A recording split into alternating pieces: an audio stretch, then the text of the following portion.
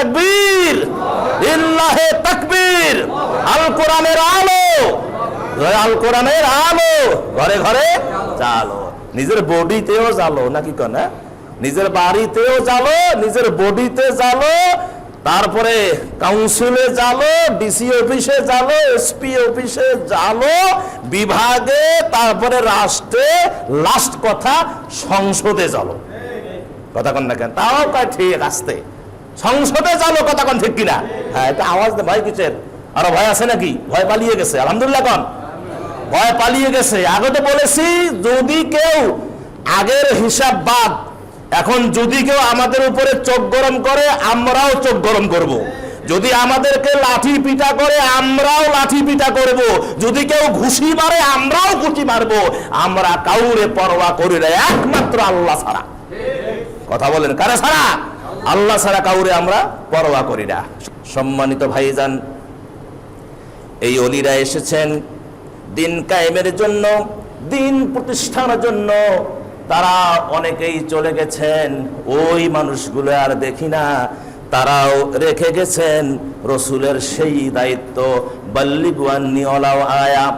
ওই দায়িত্ব রেখে গেছেন, একটা আয়াত হলেও তোমরা মানুষের কাছে পৌঁছিয়ে দাও, ইসলামের সুশীতল বাণী মানুষের কাছে পৌঁছিয়ে দাও।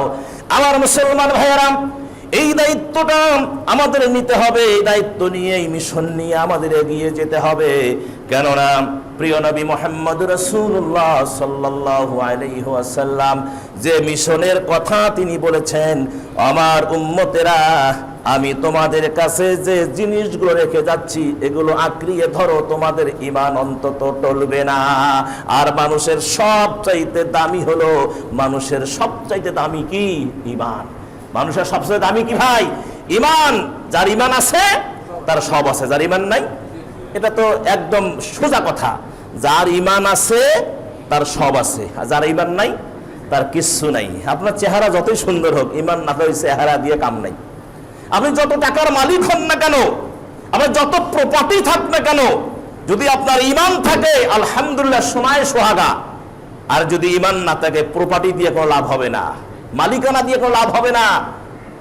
একটা রিক্সাওয়ালা যদি তার ঈমান মজবুত হয়, আমার চেয়ে, আপনার চেয়ে, প্রপার্টিওয়ালার চেয়ে একটা রিক্সাওয়ালার দাম আমার আল্লাহর কাছে অনেক বেশি।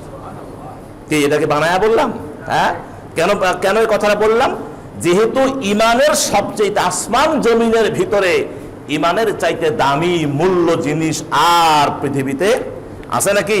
আর পৃথিবীতে নাই। বিদায় আমার ভাইয়েরা, আমার সব চলে যাবে, যাক, আমার কিছুই যদি না থাকে, প্রয়োজনে রিক্সাও যদি আমারে চালা লাগে, আমি রিক্সায় চালাবো। ভ্যান যদি চালা লাগে, আমি ভ্যানটাই চালাবো। যদি আমারে বাইসাইকেল চালা লাগে, বাইসাইকেল চালাবো। যদি আমারে মজুর লাগে, মজুরে দিব। কারো দোকানে যদি কর্মচারী হিসেবে কাজ করতে হয়, সেটাও করব। কিন্তু মুসলমান, ঈমান নষ্ট করব না, ঈমানটাকে হারাবো না। তার কারণ পৃথিবীর সবচেয়ে দামি জিনিস কি? ঈমান। রাসূল সাল্লাল্লাহু আলাইহি ওয়াসাল্লামকে প্রশ্ন করা হয়েছিল, ইয়া নবী আল্লাহ, সবচাইতে দামি জিনিস কি? হুজুর বলেছেন, সবচাইতে দামি জিনিস হলো তোমার, সেটা হলো ঈমান। যার ঈমান আছে তার সব আছে, যার ঈমান নাই তার কিচ্ছু নাই। এজন্য আমার ভাইরা, আমাদের ঈমানটাকে ধরে রাখতে হবে। আল্লাহ রাব্বুল আলামিন কোরআনে বলেন, মান আমানা বিল্লাহি ওয়াল ইয়াউমিল আখির ওয়া আমিলা সলিহান ফালাহুম আজরুহুম ইনদা রাব্বিহিম ওয়ালা খাউফুন আলাইহিম ওয়ালা হুম ইয়াহজানুন। মান আমানা বিল্লাহ, যারা আল্লাহর প্রতি ঈমান আনে, বিল্লাহি ওয়া রাসূলের প্রতি যারা ঈমান আনে, আমার ভাইয়েরা, এই আল্লাহর প্রতি, রাসূলের প্রতি ঈমান যারা আনবে, দিনের উপরে যারা অটল থাকবে, তারা এমন এক ঈমানের উপরে থাকবে, তাদের কোনো ভয় থাকবে না, তারা চিন্তাগ্রস্তও হবে না। তার কারণ ঈমানদারের দায়িত্ব কে নিয়েছেন? আল্লাহ সুবহানাহু ওয়া তাআলা নিয়েছেন।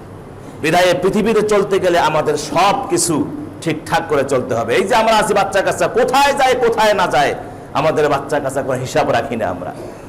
মেয়েটা সকালে বাইরে হয়ে কই গেল, বাপ মার কোনো খবর নাই। ছেলেটা কই গেল, বাপ মায়ের কোনো খবর নাই। একটা হাদিস আপনাদের শোনাই বাইহাকি শরীফ থেকে।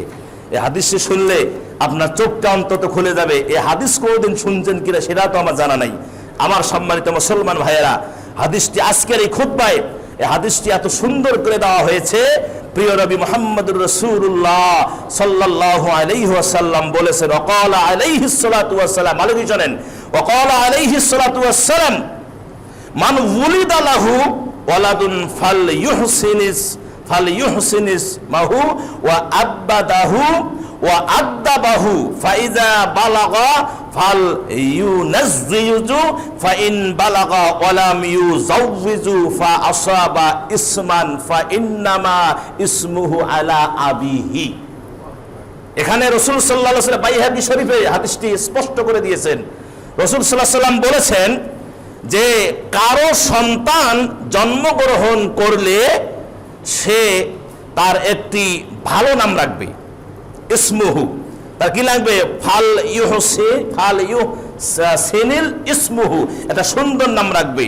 ও আদাবাহু ফাইজা বালাগা ফায়ুজাউযুহু, তারপরে বলা হয়েছে যে তাকে আদব এবং কায়দা শিক্ষা দিবে। আদব কায়দা মানে ধর্মীয় হিসাব নিকাশটা তাকে ক্লিয়ার করে দেবে। তাহলে এক নাম্বার কি, এক নাম্বার সুন্দর একটা নাম রাখবে। যে নামগুলো আমরা রেখেছি আলহামদুলিল্লাহ, অনেক আমার মুসলমান ভাই আছে কত সুন্দর সুন্দর, আব্দুল্লাহ, আব্দুর রহমান, তারপর আব্দুল কাদের, তারপর মোহাম্মদ, আহম্মদ, কি আছে না নাই, কত সুন্দর নাম। আমার ভাইয়েরা এইরকম ইসলামী শরীয়ত সম্মত একটা নাম রেখে দিবে, যাতে করে কিয়ামতের ময়দানে এই নামের ওসিলায় মা বাবা জান্নাতে যেতে পারে। আজ যদি বল্টু নাম দেয়, এই ওসিলায় জান্নাতে যাবে নাকি? বল্টু নাম আছে না নাই? ট্যাবলেট আছে না নাই? ক্যাপসুল আছে না নাই? নাট, বল্টু, ক্যাপসুল। আমি এক সময় কথা বলেছিলাম, বাড়িতে গিয়ে দেখি ও মেয়েকে ডাকতেছে, মাকে মেয়েকে ডাকতেছে, নাম রাখছে কি, নাম হলো আপনার, ছেলেকে ডাকতেছে, ছেলের নাম হলো বেরাস, আর বাবার নাম কি, ফায়ার। কি হলো? বেরাস ফায়ার। কি সুবিধা দেখেন, ওটাই দুইজনে বেরাস ফায়ার। বাপের নাম, মায়ের নাম তুত, আর হলো মেয়ের নাম পেস্ট। কি হলো? কথা কয় না, টুথপেস্ট। এরকম নাম আমাদের সমাজে চালু আছে, নাউজুবিল্লাহ। কর বিপদ, মুশকিল, আসান, এরকম নাম।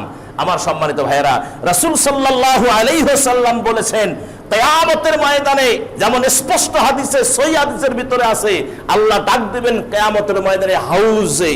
আল্লাহ যখন বিচার নিকাশ করবেন, এমন সময় আল্লাহ ডাক দিবেন, ইয়া মরিয়ম।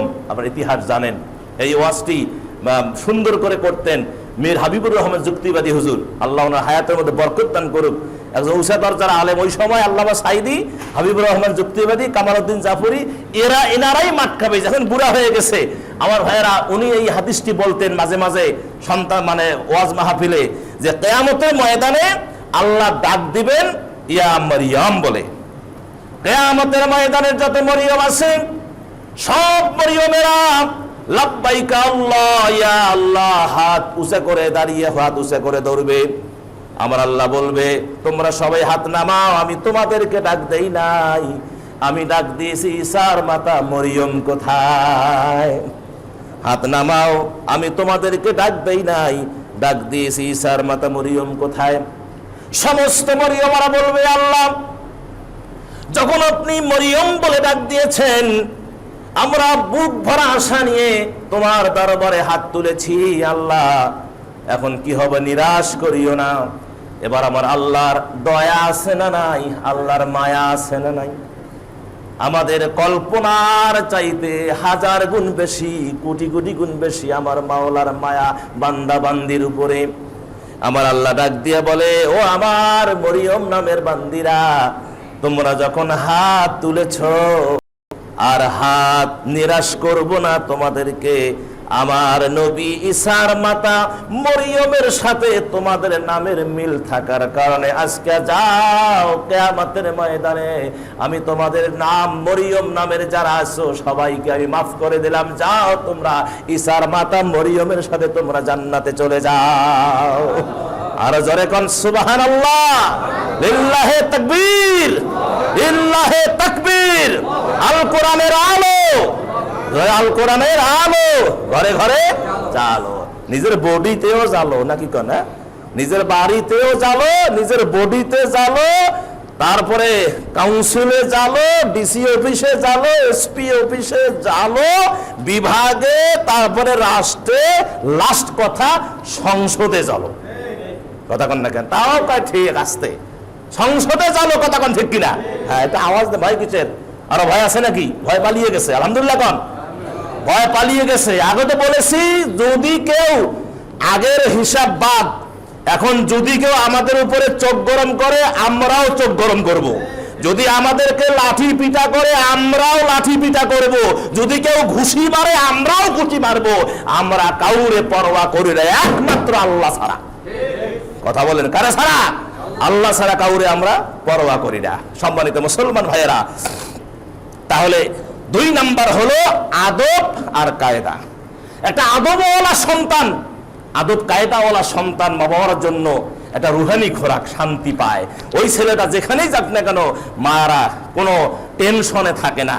আর যদি বেপরোয়া হয়, কখন জানি আসে যে তোমার ছেলেকে পুলিশ ধরে নিয়ে গেছে, অথবা মদের আড্ডায় বসে আছে, অথবা এইরকম বিভিন্ন ঝামেলার মধ্যে কখন যে কোন খবর আসে, মায়েরা অত্যন্ত দুশ্চিন্তায় থাকে। কথা বলে ঠিক কিনা? আর একটা আদবওয়ালা, একটা ধার্মিক, একটা নামাজি ছেলে, একটা নামাজি মেয়ে, একটা পর্দানিশিনী মেয়ে, একটা ভালো একটা ছেলে, তার জন্য মা অত টেনশন, বাবা অত টেনশন করে না। তার কারণ তারা জানে যে আমার ছেলে মেয়ে ভুল করতে পারে না, তারা পা ফেললে হিসাব করে পা ফেলায়। কথা বলেন ঠিক কিনা? তাহলে 2 নম্বরে আদব আর কায়দা শিক্ষা দিবে। আর 3 নম্বর, বালেগ যখন হবে, বালেগা হবে, বালেগা হবে, বয়স প্রাপ্তা হবে। নবীজি বললেন, বাইহাকি শরীফের হাদিস, নবীজি বললেন তাদের দায়িত্ব, মা বাবার দায়িত্ব সুন্দর পাত্র, সুন্দর পাত্রী দেখে তাদেরকে পাত্রস্থ করা মানে ছেলে হলে মেয়ে দিয়ে বিয়ে দেওয়া, মেয়ে হলে ছেলে দিয়ে বিয়ে দেওয়া, অর্থাৎ টাইম মতো তাদেরকে আমার ভাইয়েরা সংশোধন করে দেওয়া। সম্মানিত মুসলমান ভাইয়েরা, আমার দিকে তাকান। কমিটির লোক কারা আছে এতে হেল্প করেন। আমার সম্মানিত মুসলমান ভাইয়েরা, তাহলে বোঝেন কয় নাম্বার? কয়টা গেল? 3টা গেল। 3টার কথা রাসূল বলেছেন।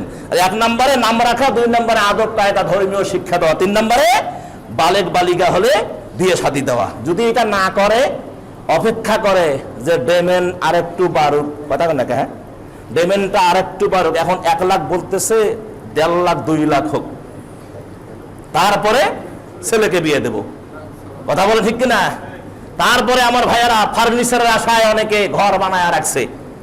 অনেক যুবক ভাইকে দেখি যে ঘর বানাইছে সুন্দর করে, ফাঁকা। ভাই ফাঁকাকে বিয়ে করলে ফার্নিচার পাবো, ওই ফার্নিচার দিয়ে ঘর সাজাবে, টিভি, আলনা, যক্ষা যা আছে এগুলোতে। লজ্জা লাগে না? শরম নাই? ওই আপনার কি বলে, শ্বশুর বাড়ির যৌতুকের আশায় বসে আছে সেন্টুমিয়া। শ্বশুর বাড়ির মোটরসাইকেল দিকে পালসার নিবে, এখন পালসার, এখন FZ। লজ্জা থাকা দরকার, শরম থাকা দরকার। যাদের লজ্জা নেই, যারা ভিক্ষুক, যারা কাঙ্গাল মিসকিন, যারা তারাই শ্বশুর বাড়ির থেকে যৌতুক নেয়। কথা কন ঠিক কিনা? তারাই শ্বশুর বাড়ির থেকে যৌতুক নেয়, যারা কাঙ্গাল মিসকিন ফকির, যারা শ্বশুর বাড়ির থেকে তারাই যৌতুক চায়, এবং যৌতুক না দিলে মেয়েটাকে নির্যাতন করে। কথা বলেন ঠিক কিনা?